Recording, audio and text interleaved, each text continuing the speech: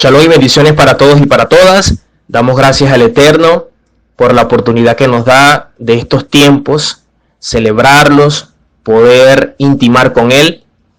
Y en esta oportunidad estaré hablando sobre la celebración de Sukkot, la tercera celebración de este mes de otoño tan importante. Ya estuvimos celebrando Yom Teruah, Yom Kippur y ahora Sukkot.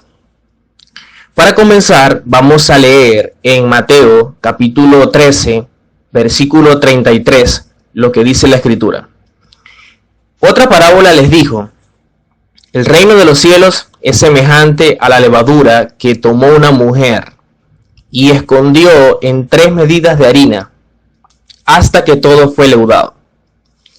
Cuando nosotros vemos, una de las cosas que enseñaba siempre nuestro Mashiach es acerca del reino, y usaba un método, en este caso lo que es el remés, que son alegorías o parábolas, y entre ellos para mostrarnos principios y todas aquellas cosas que tienen que ver con el reino, y de allí la redención. En este caso él nos enseña que el reino es semejante a la levadura que toma una mujer. ¿Okay? Y en este caso, cuando habla de la mujer, tiene que ver con Israel. ¿Por qué? Porque ese pueblo fue el que se les dio la Torá y entre ellos las celebraciones. El hecho de que se le dio a los judíos no quiere decir que sean de los judíos, sino que el Eterno se los dio a los judíos para que ellos sean los custodios, los garantes de esa Torá. Y ellos serán entonces quienes nos enseñarán cómo poder celebrar. Ahora, dice, y escondió en 3 medidas de harina, hasta que todo fue leudado. Cuando se habla de estas 3 medidas de harina, está hablando en relación a estas celebraciones que se conocen como celebraciones de peregrinación, o Shelosheh Regalim. La primera es Pesach, que se conoce como Semán Jerutenu, o época de nuestra libertad, o liberación. La segunda es Shavuot, que es Semán Matan Torateinu, que es la época de la entrega de nuestra Torá. Y la tercera es Sukkot, que es Semán Simhatenu, o época de nuestro regocijo. Ahora, cuando hablamos de Pesach, de Shavuot y de Sukkot, son 3 celebraciones de peregrinación. Quiere decir que todas las personas iban a Jerusalén a celebrarla y estaban todos juntos y unidos como pueblo.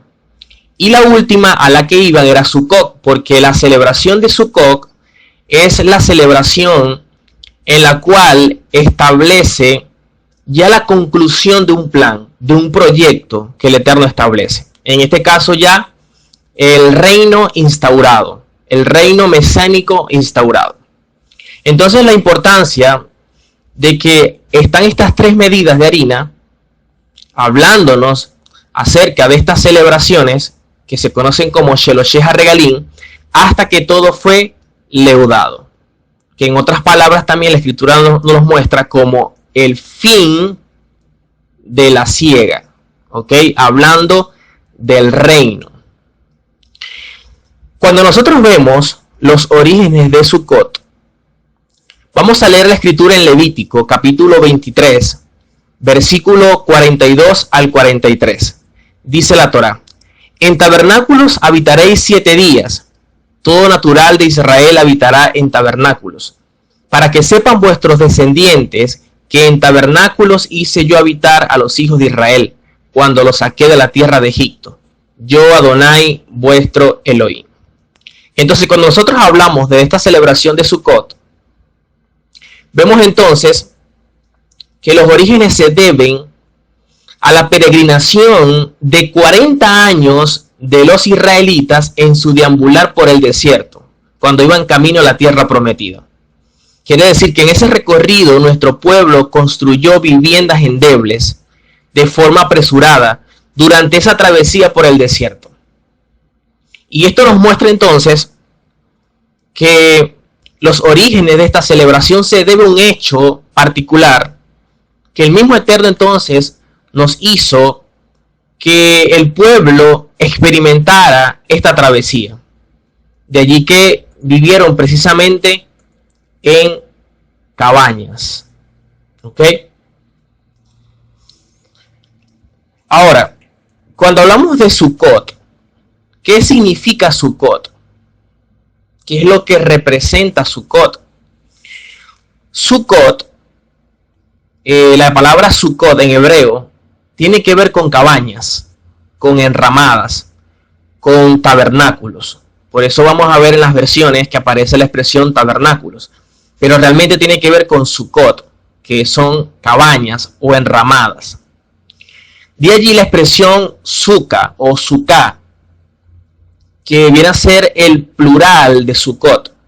Suká significa cabaña, significa choza, significa enramadas, tabernáculos, cortina, escondedero, morada, abrigo, tienda. De hecho, cuando nosotros hablamos en el Salmo 91 de que el que habita bajo el abrigo, ¿okay?, es precisamente que nosotros hagamos del Eterno nuestra suca, que Él sea el que viva precisamente en nosotros y que nosotros vivamos en Él. Entonces, cuando hablamos de Sukkot, tiene que ver con cabañas. ¿Ok? De allí que esta celebración se conoce como la celebración de las cabañas o de las enramadas, por lo que entonces el pueblo experimentó durante su travesía. En su procedencia, o en cómo ellos iban en su deambular, entonces vivieron con frecuencia en cabañas. Vamos a leer la escritura en Levítico, capítulo 23, versículo 34 al 38.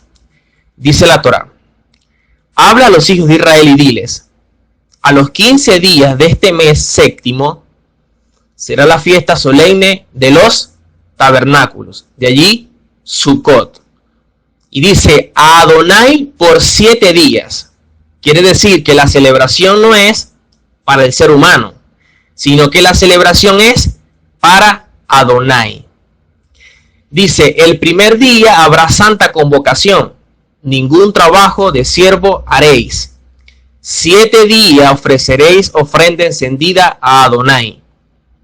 El octavo día tendréis santa convocación. Entonces acá la Torá establece que la celebración es por 7 días. Pero después la Torá menciona un octavo día. Y voy a explicar más adelante por qué. Dice: y ofreceréis ofrenda encendida a Adonai. Es fiesta, ningún trabajo de siervo haréis. Estas son las fiestas solemnes de Adonai, a las que convocaréis santas reuniones. Quiere decir que es una cita con el Eterno. Y son santas, son apartadas.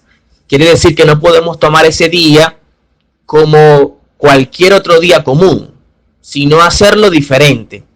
Dice: para ofrecer ofrenda encendida a Adonai, holocausto y ofrenda, sacrificio y libaciones, cada cosa en su tiempo, además de los días de reposo de Adonai, de vuestros dones, de todos vuestros votos y de todas vuestras ofrendas voluntarias que acostumbráis dar a Adonai.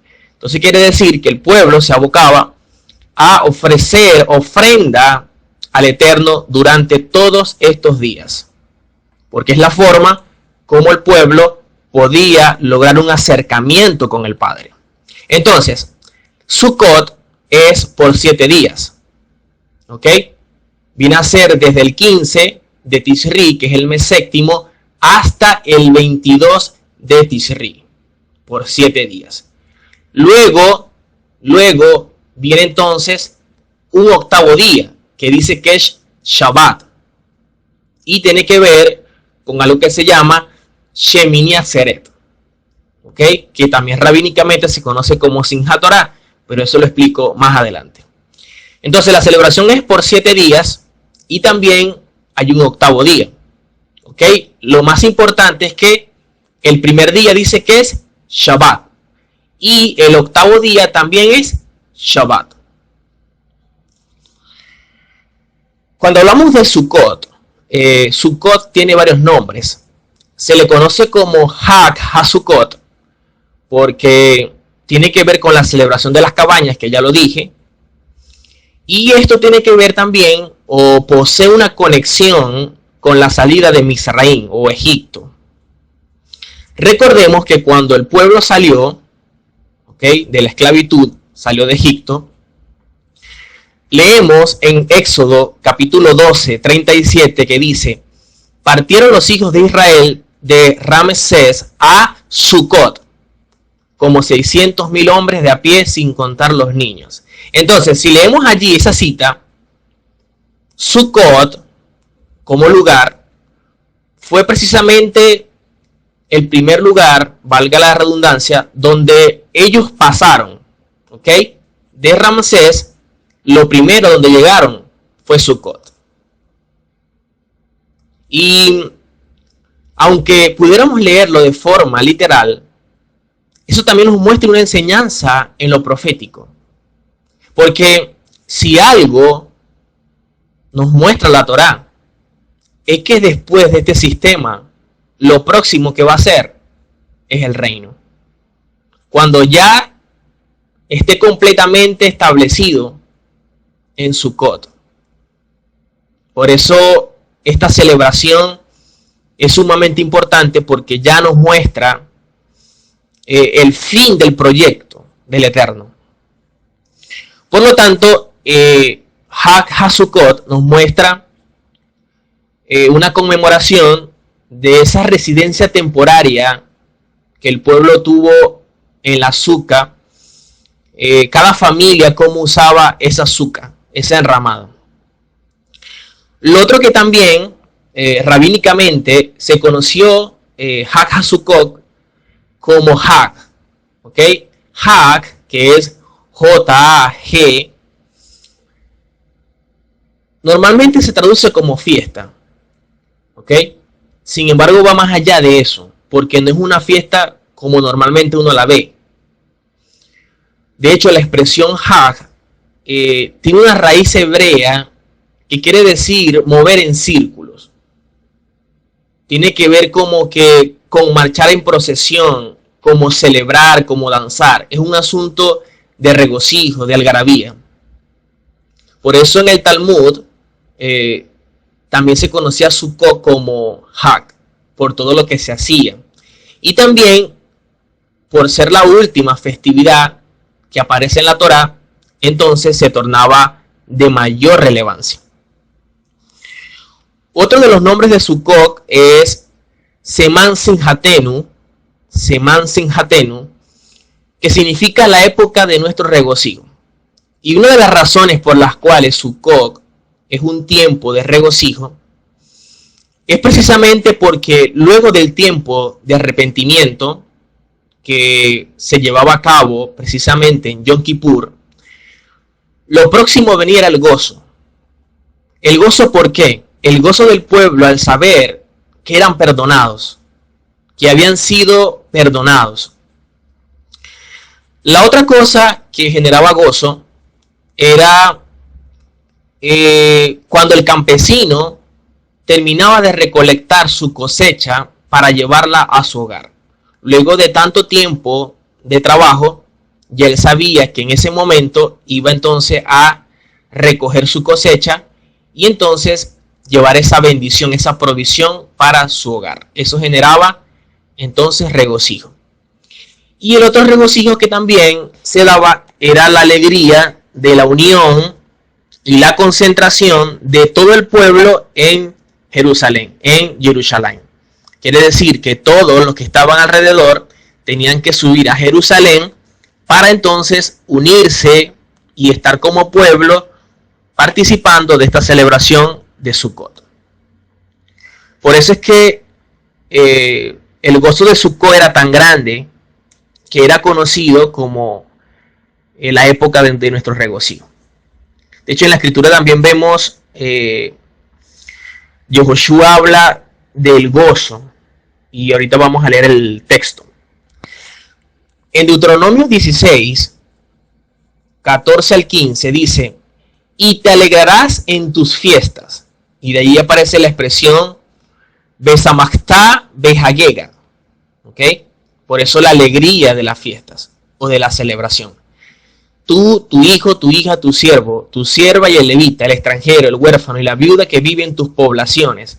7 días celebrarás fiesta solemne a Adonai tu Elohim en el lugar que Adonai escogiere, porque te habrá bendecido Adonai tu Elohim en todos tus frutos y en toda la obra de tus manos, y estarás verdaderamente alegre. Quiere decir que una de las cosas que nos demanda esta celebración es la sinjá, la alegría. Recordemos que la alegría es una gran misbah, estar siempre alegres. Es inaceptable que en Sukkot estemos tristes. ¿Ok? Lo que nos demanda la Torá y el mismo Eterno es que nos alegremos. Hablando también de esta celebración, de nuestro regocijo, vamos a leer en Hebreos capítulo 12, versículo 2. Dice: puesto los ojos en Yehoshua, el autor y consumador de la fe, el cual por el gozo puesto delante de él sufrió la cruz, menospreciando el oprobio, y se sentó en la diestra del trono de Elohim. Entonces, cuando Yehoshua iba a morir, y de allí en el madero, él no vio el madero, porque el madero era parte de la meta. Nos dice la escritura que Yehoshua vio el final. Yehoshua colocó sus ojos en el gozo, en el sumo gozo. Esta celebración se conoce como el gozo o el sumo gozo. ¿En qué colocó su mirada Yehoshua? En Sukkot. ¿Por qué? Porque Sukkot ya es la meta. Sukkot es la unión de las dos casas. Sukkot es el establecimiento completo de su reino, porque va a ser un trabajo que va a comenzar desde el primero de Tisri, que es Yom Teruah, hasta llegar a Sukkot. Durante esos 15 días, ¿ok?, Mashiach va a estar con su pueblo haciendo todo lo concerniente a su reino. ¿Ok? Quiere decir que en Sukkot comenzará el reino del Mashiach, comenzará el reino del Mashiach a toda voz, frente a las naciones. ¿Ok? Entonces, cuando Yehoshua va a morir, él no vio la cruz, él no vio el madero. Cuando Yehoshua va a morir, dice el autor y el consumador de la fe, el cual por el gozo puesto delante de él, es decir, él se conectó con la meta, pero él sabía que el madero era parte de la meta. El dolor que le causó su muerte, sabía que es circunstancial, porque en el fondo él entendía que lo mayor era el gozo, que es Sukkot. Otro de los nombres de esta celebración es Hag HaAsif. Hag HaAsif, que es la celebración de la recolección. ¿Por qué se conoce así? Porque en este tiempo se recolectaba la última cosecha. Sukkot es el tiempo en el que se recogen los productos del campo, del huerto, de la vid, los graneros, las eras para trillar y las prensas de aceite de la uva están en toda su capacidad. O sea, luego de semanas, de meses de trabajo y el sudor que había tenido una persona, todo el esfuerzo que había colocado en la tierra, él sabía que en este tiempo su labor iba a ser recompensada. Por eso, esta persona, el labrador, se sentía con un profundo gozo, porque luego de tanto trabajo, él sabía que iba a cosechar, que iba a recoger, que iba a recolectar. ¿Dónde vemos esto? Vamos a leer en Deuteronomio, capítulo 16, versículo 13. Dice: la fiesta solemne de los tabernáculos harás por 7 días. cuando hayas hecho la cosecha de tu era y de tu lagar. Entonces acá vemos el hecho de que se recolectaba esta última cosecha. Y por eso también había gozo. Era tanto gozo lo que había para una persona que después de tanto trabajo le tocaba recoger, le tocaba cosechar, que lo que esas personas, esas familias hacían era precisamente pensar en el Eterno. ¿Dónde vemos eso? Vamos a leer en Deuteronomio, capítulo 16, versículo 15 al 17. Dice: 7 días celebrarás fiesta solemne a Adonai, tu Elohim, en el lugar que Adonai escogiere, porque te habrá bendecido Adonai tu Elohim en todos tus frutos y en toda la obra de tus manos, y estarás verdaderamente alegre. 3 veces cada año aparecerá todo varón tuyo delante de Adonai. Y es lo que habla al principio cuando tiene que ver con las celebraciones de peregrinación. Y dice: en la fiesta solemne de los panes sin levadura, y de allí también Pesaj, en la fiesta solemne de las semanas, que es Shavuot, y en la fiesta solemne de los tabernáculos, que es Sukkot.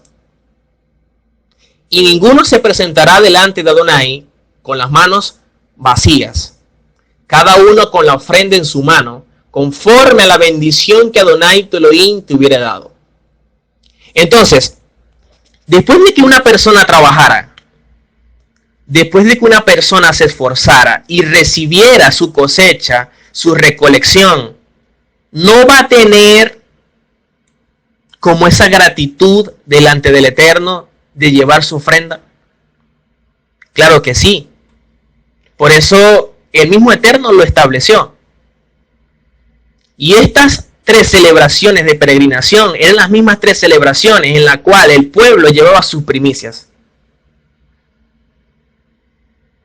Obviamente, en este caso, cuando se habla de que él recolectaba luego de un arduo trabajo, tenía mayor motivo porque estaba gozoso.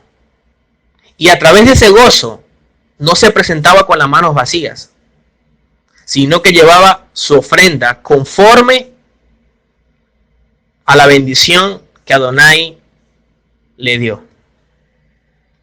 Quiere decir que el darle al Eterno va a ser una consecuencia de que precisamente ya Él me bendijo. Otro nombre de la celebración es la celebración de las naciones, ya que dicen los sabios que durante la semana de Sukkot 70 becerros eran ofrecidos en el altar. Y estos 70 becerros tienen una conexión con las 70 naciones. De hecho, cuando Jacob y sus familias fueron a Egipto, habían 70 personas. Y fue allí que se convirtieron en una nación. También las naciones del mundo están asociadas con Sukkot. Y de hecho, una de las promesas que se le dio a Abraham fue que se le dijo: en ti serán benditas todas las naciones de la tierra. Hablando de él y la simiente de él, que es Mashiach. Es tanto la conexión que tiene con las naciones que vamos a leer proféticamente, ya hablando de la era mesiánica, lo que dice la Escritura. En Zacarías capítulo 14, versículo 16 al 17 dice: y todos los que sobrevivieren de las naciones que vinieron contra Jerusalén, subirán de año en año para adorar al Rey, Adonai de los ejércitos, y a celebrar la fiesta de los tabernáculos. Y acontecerá que los de la familia de la tierra que no subieran a Jerusalén para adorar al Rey, Adonai de los ejércitos, no vendrá sobre ellos lluvia. Y ya vamos a explicar por qué. Y la conexión que tiene Sukkot con las lluvias.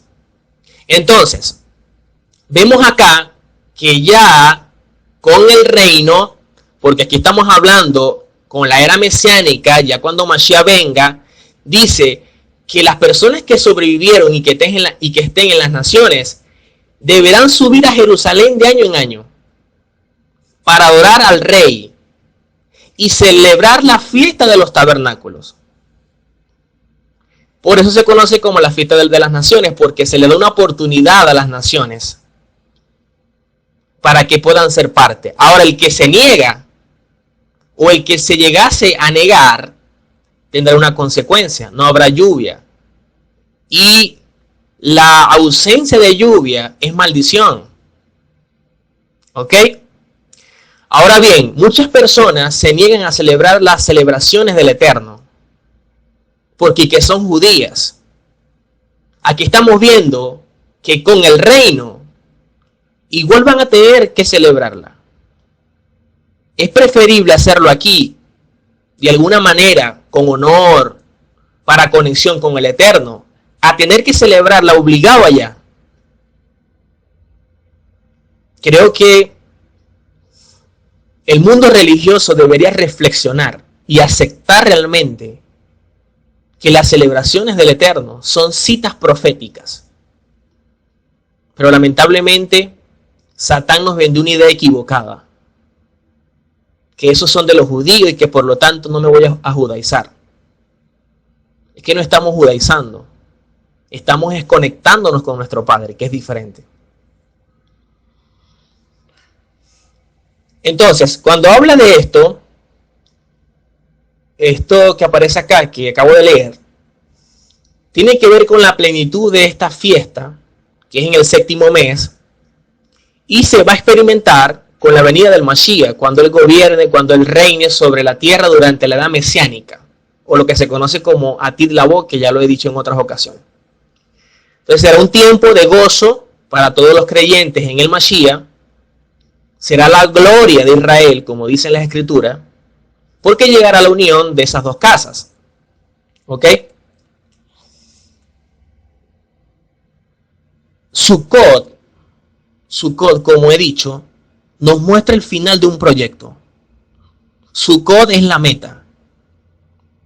Pesach es el inicio del proyecto. Y termina en Sukkot. ¿Ok? Vamos a leer Mateo capítulo 17, versículo 1 al 4. Dice: 6 días después, Yehoshua tomó a Pedro. Y no es coincidencia, porque 6 días después, hablando proféticamente, es el reino. Porque lo próximo a 6 es 7. Y 7 significa el reino. Pero dice: 6 días después, Yehoshua tomó a Pedro, a Jacob y a Juan su hermano, que eran los 3 más íntimos de Yehoshua. Y los llevó aparte a un monte alto y se transfiguró delante de ellos, y resplandeció su rostro como el sol, y sus vestidos se hicieron blancos como la luz. Y aquí se le aparecieron Moisés y Elías, hablando con él. Entonces Pedro dijo a Yehoshua: Señor, bueno es para nosotros que estemos aquí. Si quieres, hagamos aquí 3 enramadas. Una para ti, otra para Moisés y otra para Elías. ¿Qué les mostró Yehoshua a Pedro, a Jacob y a Juan? El fin del proyecto. Fue tan impactante para los discípulos que Pedro dijo: Señor, nos quedamos aquí. Vamos a hacer la azúcar. Vamos a hacer las enramadas. Es tan impactante lo que Yehoshua le mostró en visión, y de allí la transfiguración, que fue tan real que Pedro se vio ya en el reino, al punto que le dijo: nos quedamos aquí y hacemos 3 azúcar. De eso es que estoy hablando hoy, de Sukkot, de la celebración que nos muestra el final del proyecto celestial.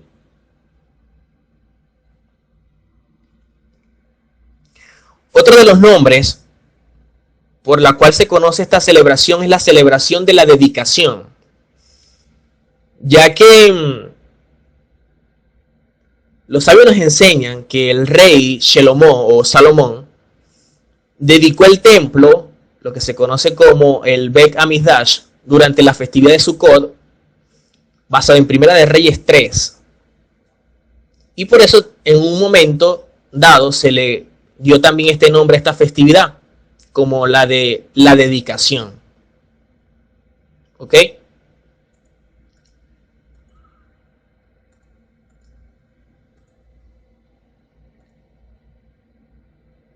Creo que es sumamente importante todo lo que se viene enseñando, porque a la verdad lo que el Eterno siempre quiere en nuestras vidas es que podamos conectarnos con Él. Y si no logramos esa conexión con Él, realmente no vamos a lograr nada. Lo que más quiere el Eterno es que podamos siempre intimar con Él. Que Él sea para nosotros ese santuario. Porque a la verdad el Eterno no habita en cuatro paredes. El Eterno siempre habita en nuestras vidas.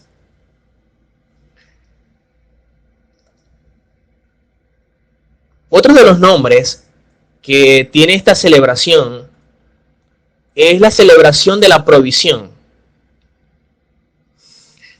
Ya que una de las cosas que nos recuerda Sukkot es que cuando el pueblo estaba en el desierto, no tenía vivienda, no tenía un asentamiento permanente,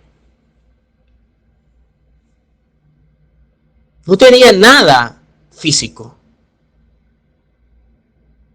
Pero si algo vemos en la Torá, como dice el Rambán, que a pesar de que no tenía lo material, dice que Hashem estaba con ellos y no les hizo faltar nada. Quiere decir que todo fue provisto. Por eso en Sukkot, si algo recuerda nuestro pueblo, es la provisión de Hashem, en forma de agua, de comida, de vestido, de guía, de luz, de calor durante los años en el desierto. Es asombroso que un pueblo, dejándose guiar por el Eterno, recibían el alimento del cielo, el maná. Es asombroso que tenían encima de ellos la nube que siempre los guiaba. Es asombroso que con ellos también crecían la ropa. Crecían ellos, pero también la ropa crecía con ellos. Y nunca les faltó nada. Sukkot nos demuestra y nos muestra que mientras el Eterno esté con nosotros, jamás nos va a faltar nada. Y dice su palabra que no hay un justo desamparado, ni su descendencia que mendigue pan.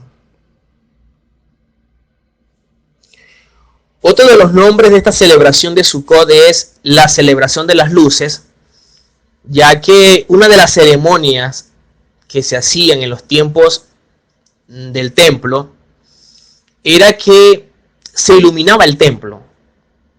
La Misná nos dice que en la primera día de la celebración, dice que los sacerdotes y los levitas se acercaban al patio de las mujeres y 4 candelabros de oro enormes se ponían en el patio.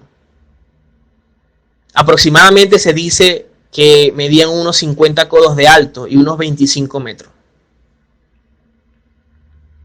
Entonces se iluminaba todo eso. Por eso también se le conoció como la celebración de las luces. Ahora, si conectamos estas luces que iluminaban el templo, si lo hablamos de forma espiritual, vemos que en mucho tiempo la Shekinah del Eterno siempre moraba en su pueblo.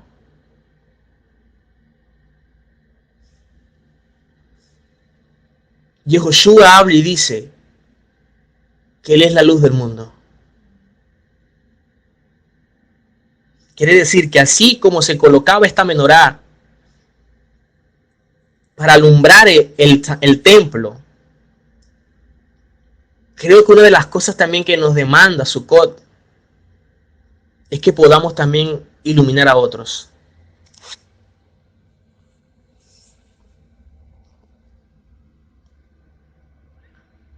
En Sukkot hay también algo que se conoce como Arbat Aminim. Arbat Aminim, que son las 4 especies. ¿Ok? Basado en Levítico capítulo 23, versículo 40. Dice: y tomaréis el primer día ramas con fruto de árbol hermoso, ramas de palmeras, ramas de árboles frondosos y sauces de los arroyos, y os regocijaréis delante de Adonai vuestro Elohim por 7 días. Acá la Torá, cuando leemos este texto, no especifica qué árboles y qué frutos deben tomarse. ¿Ok? Sin embargo, hago la salvedad de que los rabinos han interpretado que cuando se habla de árbol hermoso, tiene que ver con el etrog, que es como un sidro. ¿Ok? Cuando habla de ramas de palmeras, tiene que ver con el lulá. Lulá. Y cuando habla de ramas de árboles frondosos, tiene que ver con el hadas o el mirto. Cuando habla de sauce de los arroyos, tiene que ver con arabá. ¿Ok? Son las 4 especies que se usan. Ahora, cuando se habla del arabá, el arabá es una rama que no tiene ni gusto ni olor. ¿Ok? La rama no tiene nada. No tiene ni gusto ni olor. El arabá espiritualmente representan aquellas personas que no conocen ni la palabra y tampoco actúan conforme a obras de justicia. Pueden existir creyentes que son como arabá. Son personas que no son ni frío ni caliente, sino que son tibios. Pablo los llama carnales. O como dice la gente, ni huele ni hiede. Algo así. Para que más o menos entiendan lo que representa el arabá. La segunda especie es lulab. Lulab. Que es una palmera. ¿Ok? Es una palmera. Esta palmera tiene gusto, pero no tiene olor. Esto representa espiritualmente las personas que tienen palabra, o sea, tienen Torah, tienen conocimiento, pero no tienen obra de justicia, es decir, no actúan conforme a ella. Es el tipo de creyentes que posee mucho conocimiento, son como esas bibliotecas ambulantes, pero no actúan conforme a lo que conocen, o sea, no poseen práctica. Y recordemos que una fe sin obra es muerta. Entonces debemos cuidarnos de esta actitud de lulá. Puede ser que sepamos mucho, pero que no actuemos conforme a ello. A ese creyente se le llama lulá. La tercera especie se llama hadas o mirto. De allí también el nombre Hadasa, que fue esta mujer que fue instrumento también del Eterno para revocar todo plan de destrucción de nuestro pueblo Israel, que también nos llegó como Esther. Pero de esta especie llamada hadas o mirto desciende su nombre, de Hadasa. Hadas o mirto es una rama que tiene olor, pero no tiene gusto. Es decir, tienen acciones, tienen obra de justicia, pero no tienen mayor conocimiento. O sea, son personas que actúan más allá del nivel de conocimiento que poseen. Son como cuando Pablo dice, hay personas que son sin ley, porque no conocen mayor cosa, pero actúan como si tuviesen ley. ¿Ok? Creo que es una actitud bastante importante, porque a pesar de que es un creyente que no domina mucho en conocimiento, igual es una persona que actúa, que de alguna manera todo aquello que se le ha revelado lo hace, obedece. ¿Ok? Y la cuarta especie es etrop, que es una sidra y posee olor y posee gusto. ¿Ok? O sea, son creyentes, son hijos del Eterno, que conocen la palabra y la aplican. Son personas que son diligentes por el nivel de obediencia que poseen, por ese compromiso que tienen con el Eterno. Ahora, ¿cuál es la demanda? Ser como el Etró. Poseer olor y poseer gusto. Poseer conocimiento, poseer Torah, pero también poseer acción, obedecer. Ahora, a pesar de que son 4 especies, las 4 son distintas. Pudiéramos decir que representa 4 tipos de creyentes, 4 tipos de personas, 4 tipos de judíos. Pero lo más importante es que cuando se va a hacer la verajá, no se excluye ninguno. Los 4 conforman un todo. Y creo que esto nos enseña que a pesar de que uno pudiera ser quizá como el Ulá, y otro como el Etró, y otro como el Arabá, y el otro como el Hadas, igual los 4 conforman un todo, conforman un pueblo, conforman una unidad. Quiere decir que si de las 4 especies falta uno, pongamos que sea el Arabá, entonces ya no es un todo, porque falta algo. ¿Qué nos enseña esto? ¿Qué nos quiere enseñar la Torá? Que todos somos importantes.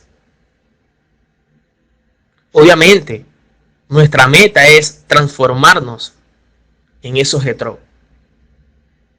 Que podamos tener conocimiento, pero también tener acciones. Creo que va a ser siempre lo más importante. Ahora, ¿qué hace el judío con estas 4 especies? Estas 4 especies, ¿ok?, se toman 2 ramas de sauce a la izquierda, la rama de palmera en el centro y 3 ramas de mirto a la derecha. Se levantan junto con el etró y se agitan en todas las direcciones. ¿Ok? Cuando habla de todas las direcciones es norte, sur, este, oeste, arriba y abajo. Ahora, ¿por qué se agitan en todas las direcciones? Los sabios nos enseñan que eso representa el dominio de Hashem sobre toda la creación. Y eso se va a llevar a cabo precisamente cuando Mashiach venga. El dominio y el reinado del Eterno a través de su Mashiach va a ser precisamente en todas las direcciones. Pero también se agitaba estas ramas, estas especies, como un modo de rogar al Eterno que los bendijera con la lluvia. Por eso Sukkot, cuando habla de estas personas que no suban a Jerusalén, dice que una de las cosas que no lo va a bendecir es con la lluvia. Por eso, si algo el judío hace luego de terminar Yom Kippur, es que inmediatamente se van al mercado a buscar estas especies, hacer todos los preparativos para la celebración. Van a buscar el etrog, van a buscar las especies. Y cuando hablan del etrog, para ellos tiene que ser el mejor etrog. Al punto de que muchos evalúan el etrog hasta lo más mínimo. Que sea perfecto, que no tenga detalle, que no tenga defecto. Que esté limpio. Y hasta pagan lo que sea con tal de tener el mejor etrog. Es más, a veces quizás no pudieran tener mayores recursos, pero hacen lo que sea con tal de encontrar el mejor etrog, porque para ellos es importante cumplir la misma. Creo que si algo nos enseña nuestro pueblo es esa obediencia, ese celo por las cosas del Eterno, que deberíamos aprender también nosotros. Si somos Israel, deberíamos también aprender ese celo que ellos nos enseñan a través de la obediencia a la Torá. Lo otro que también vemos en esta celebración es la Sukkah. Y si algo también ellos hacen es que construyen esta Sukkah. De hecho, el techo de la Sukkah o la cobertura que posee, normalmente le colocan ramas, le colocan pajas, palmas, esteras. Y este techo en hebreo se le llama sejat. Sejat. La raíz de esta expresión sejat significa cubrir y proteger. Es la expresión sahoj. S-A-J-O-J. Sahoj. Lo curioso de esto es que si le colocan palmas o ramas o pajas, eso no cubre en su totalidad. Ahora, ¿cómo algo que de pronto se ve el sol o si llueve, por allí puede pasar agua o cualquier otra cosa, cómo algo en esas condiciones nos ayuda a cubrir o proteger? La enseñanza que nos dan nuestros sabios de bendita memoria es que lo que nos quiere enseñar el Eterno a través del azúcar es precisamente que quien nos cubre y nos protege no es el techo, sino el Eterno. Es impresionante cómo aprendemos tantas cosas de nuestro pueblo. Ahora, ¿por qué esa enseñanza? Porque los israelitas vivieron en cabañas durante 40 años de deambular por el desierto y por eso se construye la Sukkah. La Sukkah también nos muestra que Hashem es nuestra verdadera protección, como lo acabo de decir. Así como Él protegió a los israelitas en el desierto con las nubes de gloria. La Sukkah también conmemora la milagrosa travesía del pueblo de Israel por el desierto. Quien confió en el Eterno, en su manutención. Ya que si Él dijo que marcharan, simplemente ellos iban a marchar. La Sukkah también nos muestra la condición pasajera de la vida en este mundo. Porque a veces nos apegamos a lo material. Mi casa, mi carro, mi dinero. Eso es material. Nuestra verdadera vida no está aquí. En este sistema, está en el reino. Por eso no podemos colocar nuestra mirada en cosas ilusorias, en lo banal. Y eso me recuerda de una oportunidad cuando alguien que era súper conocido y tenía mucho, pero mucho bienes, dinero, llegó en busca del consejo de un rabino, el más reconocido de ese pueblo. Y cuando esta persona llegó, pensaba que como el rabino enseñaba Torá, vivía en las mejores condiciones, y resulta que no era así. Cuando llega al lugar buscando el consejo del rabino, él se da cuenta que el rabino precisamente vive en unas condiciones que no son las más óptimas. Y él le dice, el rabino le dice a la persona, oye, ¿y por qué vienes acá? No, tengo un consejo, pero estoy de pasada. Ah, ok. Y la persona le dice al rabino, oye, rabino, ¿cómo usted siendo tan reconocido, un gran maestro de Torá, usted va a estar en estas condiciones? Y el rabino le dice, tú me dijiste que llegaste acá buscando un consejo y estás de qué? No, estoy de pasada. Por eso yo vivo en estas condiciones, porque como yo aquí también estoy de pasada, esta no es mi verdadera vida. Mi verdadera vida está en el Olam Haba. Así que a veces nos apegamos a lo material. Estamos tan concentrados en lo nuestro, en lo mío. Estamos tan saturados de lo material que no disfrutamos ni siquiera lo material y descuidamos hasta lo espiritual. Así que el azúcar nos muestra la condición pasajera de esta vida, de este sistema. Y nos pone a reflexionar.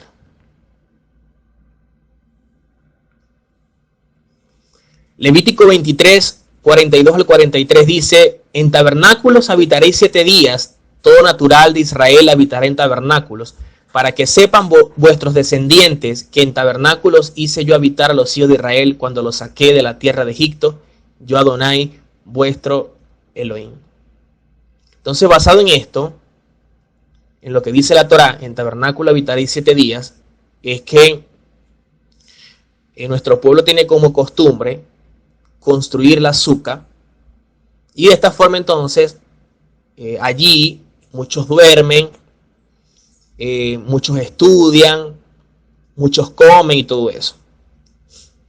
O sea, abandonan su hogar durante esos 7 días precisamente para entonces habitar en esa azúcar y no olvidar la procedencia. En los días de Sukkot se hacía una ceremonia en el templo. Era una ceremonia bastante especial y leyendo yo, la ceremonia estaba dividida en 3 grupos.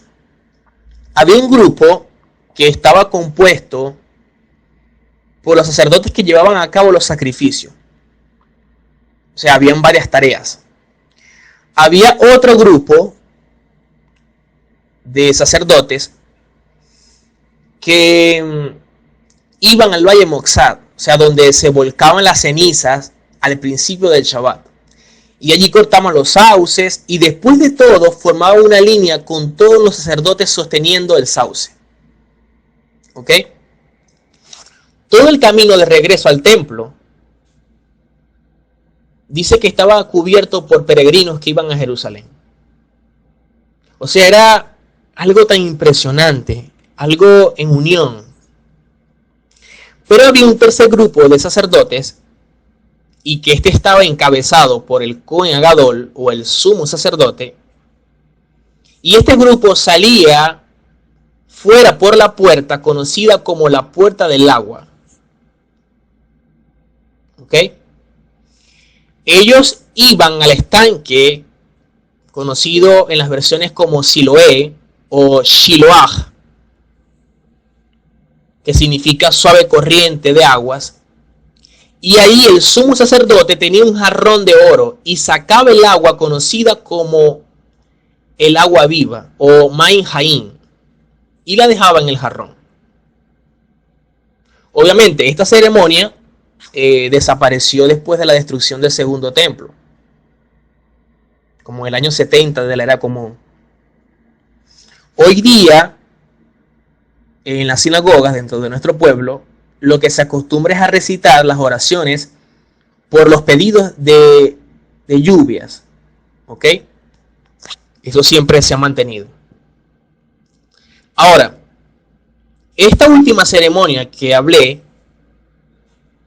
que se llama Simchat Bet HaShoeva, Simchat Bet HaShoeva,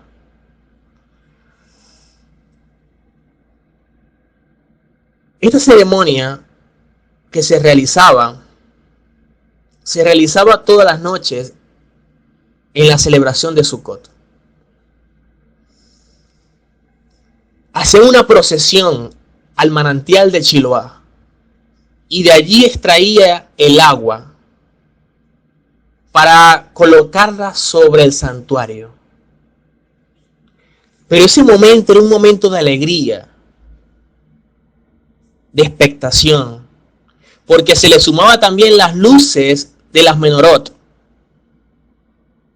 sea, de los candelabros encendidos que hablé previamente, de esas antorchas que iluminaban el monte del templo.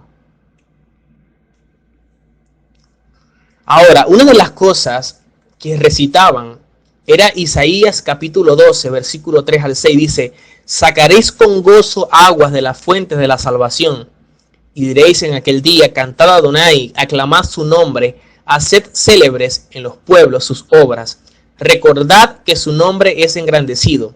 Cantad salmos a Adonai, porque ha hecho cosas magníficas. Se ha sabido esto por toda la tierra. Regocíjate y canta, oh moradora de Sión, pues grande es en medio de ti el Santo de Israel. Entonces imagínense, unos haciendo silbar a los sauces, golpeando los sauces, para entrar al templo, dando las 7 vueltas. Los otros haciendo los sacrificios, subían al altar y comenzaban a poner los sacrificios, las ofrendas sobre el fuego. Y el Cohen Gadol y sus ayudantes subiendo al altar, y toda la gente de Israel se reunían alrededor en los patios.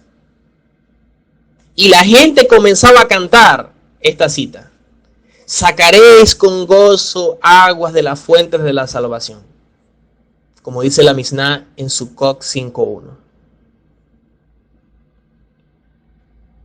Era tan impactante este evento que la misma Mishnah en Sukkot 5.1 dice: quien no haya visto la alegría de esta celebración no habrá presenciado jamás una verdadera fiesta en su vida. Imagínense el impacto que causaba el ver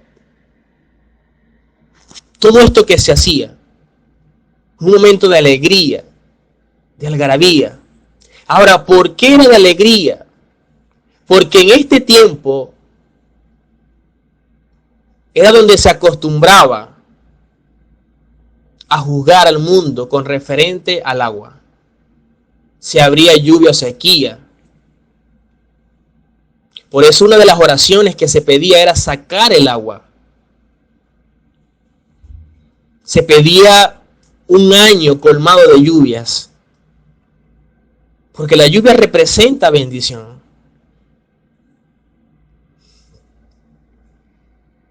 Otra de las tradiciones que se tenían también en los tiempos del templo es que cuando se concluían los sacrificios de ofrenda, dice que se llevaban de forma alegre los lulabín y los etrogín, que son estas especies. Se colocaban los lulabín y los etrogín alrededor del altar.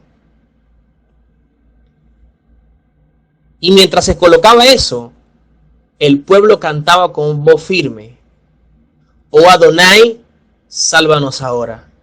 Te ruego, oh Adonai, que nos hagas prosperar ahora. Y eso que declaraban es un texto del Salmo 118. Salmo 118, 25. Por eso en las sinagogas se tomó como costumbre, como tradición, tomar el ulá y el etrog y en procesión ir declarando el Teilín o el Salmo 118. Dentro de todo esto, dentro de todos estos 7 días, el séptimo día de la celebración de Sukkot se conocía como Hoshana Rabbah. Hoshana Rabbah traduce como la gran salvación. Y había un grito de redención. El hecho de decir, por favor, sálvanos. Y también lo que comenté del Salmo 118, sálvanos ahora. Era como un grito, como una exclamación de la redención. Anhelando esa llegada de Mashiach, del reino mesiánico. Este día también de Hoshana Rabbah se conocía como el mover de los sauces. Y rabínicamente se entendió como que, así como se cancelan los decretos en Yom Kippur, esto es Hoshana Rabbah, moviendo, batiendo los sauces, era como para terminar de cancelar todo aquello que había quedado pendiente, según se manejó como tradición. Entonces ellos, de forma circular, alrededor del altar, daban 7 vueltas con los sauces y recitaban las oraciones de Hoshana y golpeaban los sauces. Vamos a ver en Mateo capítulo 21 versículo 8 y 9. Dice: y la multitud, que era muy numerosa, tendía sus mantos en el camino, y otros cortaban ramas de los árboles y las tendían en el camino, y la gente que iba delante y la que iba detrás aclamaba, diciendo: Hosana al hijo de David. Y de ahí, Hoshana. Y de lo que vengo hablando, de Hoshana Rabbah, porque era un grito de redención por la llegada del Mashiach. En un momento el pueblo lo hizo. Tomaron al Mashiach y dice que le declararon: Hoshana al hijo de David, bendito el que viene en el nombre del Señor, Hoshana en las alturas. Así será la redención, cuando se proclame el reinado del Mashiach. Vamos a leer en Isaías, capítulo 44, versículos 3 y 4, porque es otro de los textos que se recitaban también en estos días de Sukkot. Dice: porque yo derramaré agua sobre el sequedal y ríos sobre la tierra árida. Mi espíritu derramaré sobre tu generación y mi bendición sobre tus renuevos, y brotarán entre hierba como sauces junto a las riberas de las aguas. Entonces, otra de las cosas que vemos acá, o de los textos que vemos, es que precisamente el pueblo clamaba por el agua. Y el profeta, o el Eterno a través del profeta, dice que él iba a derramar agua sobre el sequedal. Y dice: mi espíritu derramaré sobre tu generación y mi bendición sobre tus renuevos. Y entre tantas cosas que se hacía en Sukkot, en el séptimo día de Sukkot, en Hoshana Rabbah, se hacía una oración que decía: Rey del universo, no tenemos añoranza por nuestras casas, ni por el producto de nuestros campos. Tenemos sed de ti. Y en ese momento que el pueblo está recitando esa oración especial de Hoshana Rabbah, se levanta Yehoshua y dice en Juan 7, 37 al 38: En el último y gran día de la fiesta, ¿de qué estoy hablando? De Sukkot, de Hoshana Rabbah. Yehoshua se puso en pie y alzó la voz diciendo: si alguno tiene sed, venga a mí y beba. El que cree en mí, como dice la Escritura, de su interior correrán ríos de agua viva. Vean lo que dice el profeta: yo derramaré agua sobre el sequedal y ríos sobre la tierra árida. Mi espíritu derramaré sobre tu generación. Y ellos oraban pidiendo precisamente por agua. Y le decían al Eterno: tenemos sed de ti. Lo que ellos no sabían es que el agua estaba con ellos. Lo que ellos no sabían es que su espíritu, el espíritu del Eterno, estaba en el Mashiach. Y se levanta nuestro Mashiach y dice: si alguno tiene sed, venga a mí y beba. El que cree en mí, como dice la Escritura, de su interior correrán ríos de agua viva. Y la gente repite este texto. Y lo que muchos ignoran es que tiene que ver con una celebración llamada Sukkot. Y todo el evento que se está planteando. En Juan capítulo 4, versículo 13 al 15 dice: respondió Yehoshua y le dijo: cualquiera que bebiere de esta agua volverá a tener sed, mas el que bebiere del agua que yo le daré no tendrá sed jamás, sino que el agua que yo le daré será en él una fuente de agua que salte para vida eterna. La mujer le dijo: Señor, dame de esa agua para que no tenga yo sed, ni venga aquí a sacarla. Entonces Yehoshua es el agua. Yehoshua es el pan.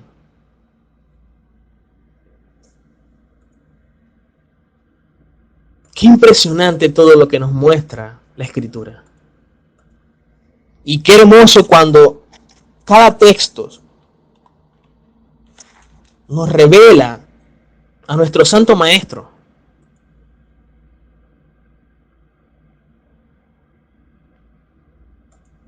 Damos gracias al Eterno por enviar esa agua. Porque así como decía el profeta: yo derramaré agua sobre la sequedal. Envió a nuestro Mashiach, que nos da esa agua que quita nuestra sed. Luego de estos 7 días de celebración de Sukkot, que termina con Hoshana Rabbah, como dice allí el Evangelio, que era el último gran día de la fiesta. Luego hay un 8º día, ¿ok? Que está conectado también con Sukkot, aunque no es Sukkot, pero sí tiene una conexión con Sukkot,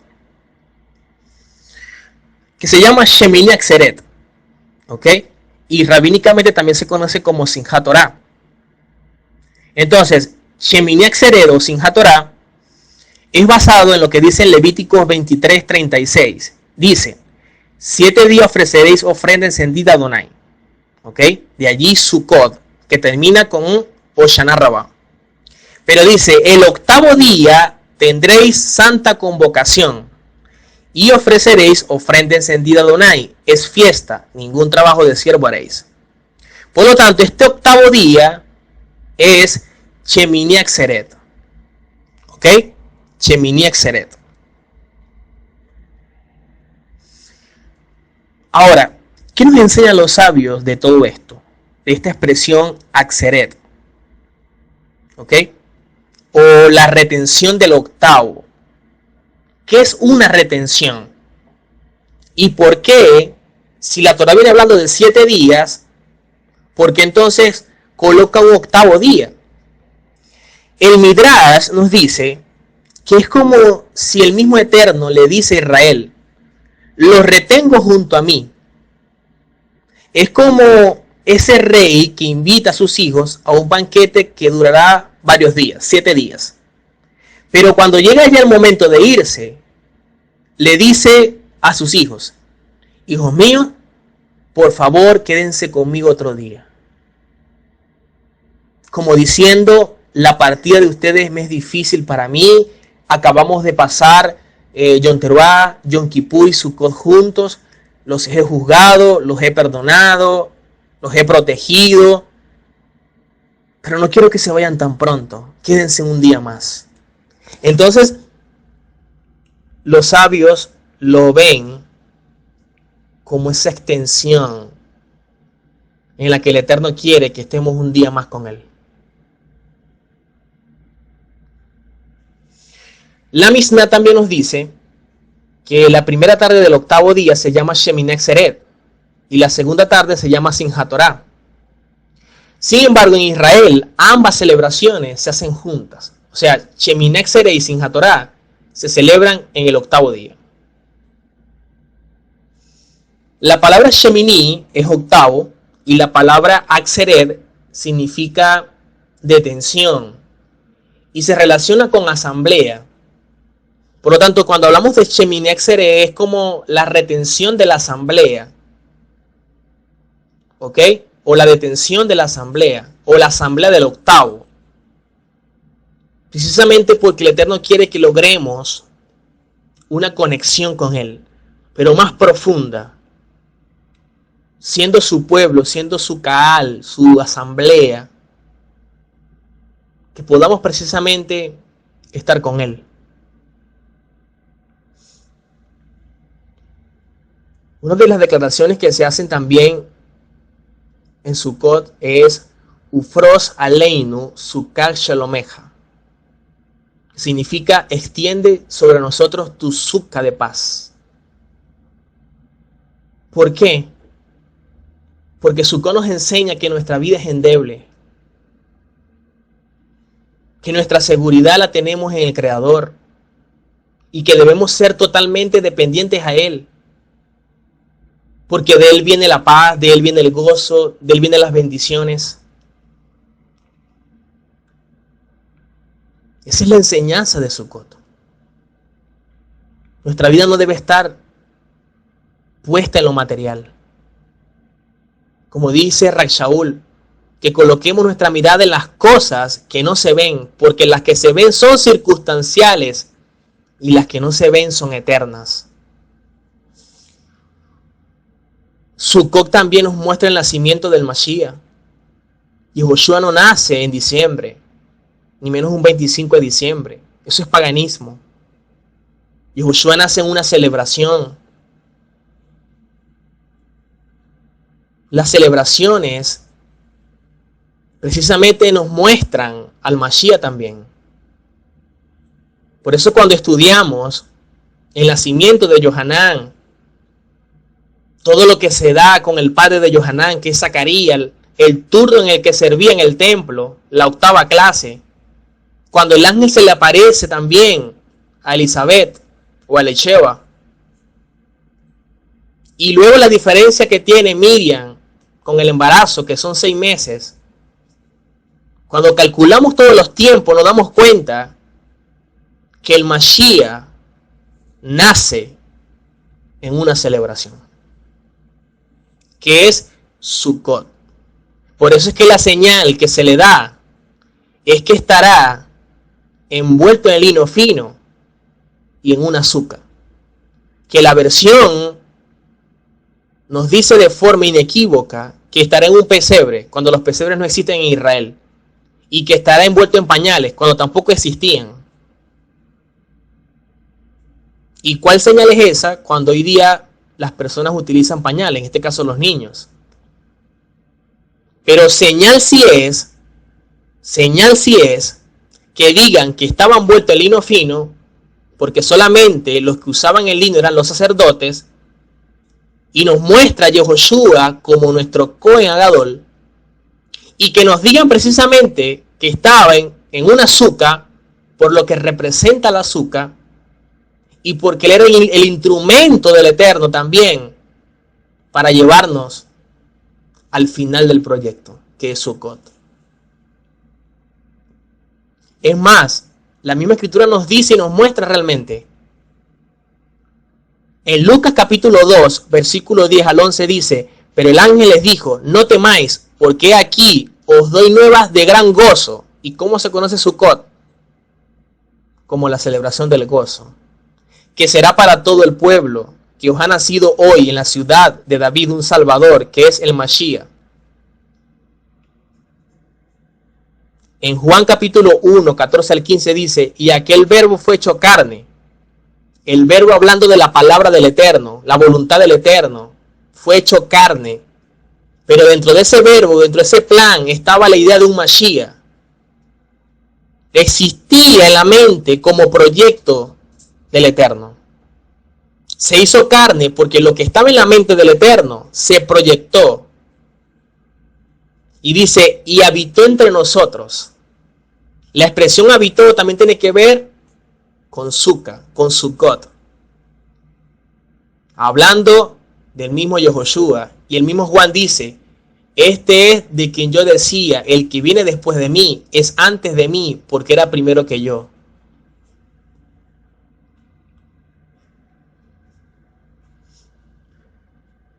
Algunas alajot de Sukkot. La primera alajot es que se construye una sukkah en la casa. ¿Ok? Normalmente se busca construir esta sukkah en un lugar que de alguna manera sea al aire libre. ¿Ok? De esta forma, cuando se coloque el techo, para que podamos ver el cielo, a sabiendas de que nuestra provisión viene desde arriba, del Eterno. ¿Ok? Ahora, las personas construyen una sukkah y de allí entonces, que están durante todos esos 7 días, comiendo, durmiendo, compartiendo en la sukkah. Tomando textualmente lo que dice la Torá, que en cabaña habitaréis. Y recordando lo que ellos vivieron. ¿Ok? Normalmente se busca adornar la sukkah como mejor se parezca. También se coloca algunas frutas de las 7 especies de Israel. Y de verdad que esto en Israel es fantástico. Cuando en nuestro pueblo hacen esto, de verdad el gozo es espectacular. De hecho, hay una película que usted puede ver también en Sukkot, que también tiene que ver con esto, esta celebración. Si desea ver en película lo que yo le vengo hablando, hay una película que se llama Los Uspizin. ¿Ok? Los Uspizin. Usted puede buscarla por internet y la puede descargar o en YouTube. Allí ve realmente lo que más o menos yo le estoy comentando. Lo otro que también se acostumbra a hacer en Sukkot es lo que se conoce como Hagnasat Orhin. Hagnasat Orhin es la recepción de los huéspedes o de los invitados. Ya que una de las alajot de Sukkot es invitar a un huésped. ¿Ok? Puede ser un hermano, un familiar, qué sé yo. Y esos huéspedes, basado en el principio de hospitalidad, que es Hagnasat Orhin, se le llama Uspizin. ¿Ok? Los Uspizin, que son los visitantes. Hay una tradición rabínica de nuestros antepasados que dice que en cada día de Sukkot se invita espiritualmente el alma de nuestros antepasados. Ellos enseñan, para que lo sepan, que el primer día invitan a Abraham, el segundo día a Isaac, el tercer día a Jacob, el cuarto día a Joseph, el quinto día a Moshe, el sexto día a Aarón y el séptimo día a David. Pero lo curioso es que el séptimo día invitan a David. ¿Y quién es el que viene para establecer el reino el séptimo día? Mashiach ben David. Otra de las alajot de Sukkot es que se acostumbra a leer el libro de Eclesiastés, que es escrito por el rey Salomón. Y realmente lo que nos muestra Eclesiastés es la banalidad, los placeres de este mundo que pasan. y que está en contraposición con esa búsqueda espiritual eterna. De hecho, la Escritura dice que el mundo pasa y sus deseos, pero lo que hacen la voluntad del Eterno permanecerán para siempre. Porque lo que hay en el mundo, la codicia de la vida, la codicia de los ojos, todo eso no proviene del Padre, sino del mundo. Entonces nuestra vida debe estar precisamente sustentado en lo espiritual. Y como les dije previamente, la construcción del azúcar nos recuerda que las posesiones materiales son transitorias, pero lo eterno sí es trascendental. Lo espiritual sí nos proyecta a lo eternal. En Hoshana Rabbah, que es el séptimo día de Sukkot, algunos tienen la costumbre también de leer el libro de Deuteronomio, y muchos permanecen despiertos toda la noche estudiando la Torá.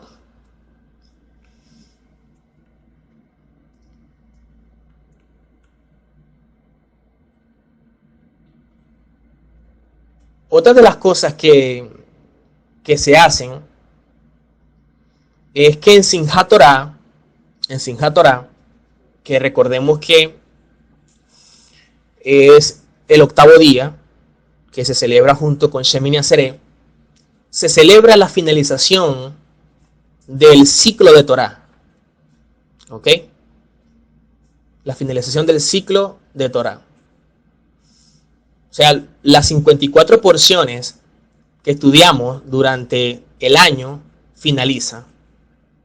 Y de ahí que en Simchat Torah, en las sinagogas, sacan lo que tiene que ver con los rollos de la Torah, y en la congregación se danza en medio de cantos, de alegría y todo ese tipo de cosas. Hacen vueltas con la Torah. ¿Ok? Precisamente para gozarnos, porque hemos culminado con un nuevo ciclo para comenzar nuevamente con otro ciclo, en este caso con la primera parashá, que es Breshit, o el inicio. ¿Ok? Entonces se acostumbra a dar gracias al Eterno, a danzar, y muchos sacan el Sefer Torah, besan el Sefer Torah, danzan con ello, y hay una alegría bastante bonita. Eso también se acostumbra a hacer, pero ya para el octavo día. En relación a las comidas que se colocan en Sukkot, los platos tradicionales, no hay algo establecido. ¿Ok? Lo que sí se acostumbra a tomar en consideración son los vegetales, las frutas. Y en Israel también hacen alimentos que contengan etrog. En este caso con postres, mermeladas y cosas de eso. Algunos acostumbran también a comer las kreplach. Las kreplach son empanadas con ingredientes golpeados. Muchos lo hacen de carne, con cebolla picada. La idea es que algo sea picado. ¿Ok? Y eso nos conectan cuando se golpeaban los sauces. Esa tradición es antigua y viene de ese momento. ¿Ok? Otros toman lo que tiene que ver con calabacines rellenos, zanahorias, manzanas, batatas, frutos frescos. O sea, la idea es la variedad, lo que tiene que ver con los frutos del campo. En Sukkot también hacemos un seder, participamos del vino, de los panes, hay frutas también. Y en cuanto a Simchat Torah, que es ya el octavo día con Shemini Atzeret, se participa también de dulce, de postres. ¿Por qué? Porque la Torah representa la dulzura. Dice la Escritura que la Torah es más dulce que la miel. ¿Ok? El mismo Pablo se deleitaba en la Torah del Eterno. Y en Simchat Torah se danza con la Torah, como dije previamente. Otra de las cosas que se hacen, que es ya como saludo, es que se dice Moadin le Simcha, Hagin Usmanin le Sazón, que significa fiestas para la alegría, tiempos para el regocijo. Esa es una declaración que se hace basada en el Shulchan Aruch. Así que esto es una celebración de gozo, no hay oportunidad para la tristeza, que podamos gozarnos en familia, luego de un tiempo de aflicción como Yom Kippur. Creo que lo más importante es gozarnos, colocar nuestra mirada en el sumo gozo, que en un tiempo como Sukkot será ya el fin del proyecto del Eterno y estaremos precisamente en esa Sukkah con nuestro Mashiach en Jerusalén. Creo que ese es nuestro anhelo, es nuestro deseo. Mientras tanto, practicamos las celebraciones que son ensayos de lo profético, son esas citas con el Eterno, que podamos aprovechar todos estos días, que nos esforcemos en cumplir la Torá. Que si es posible, dependiendo de nuestras posibilidades, valga la redundancia, podamos construir nuestra Sukkah en nuestros hogares y compartir en familia y gozarnos en la presencia del Eterno. Creo que la Torá nos da grandes enseñanzas y grandes lecciones. Así que espero que podamos gozarnos. No hay lugar para la tristeza, simplemente para la alegría. Así que, Hag Sameach Sukkot.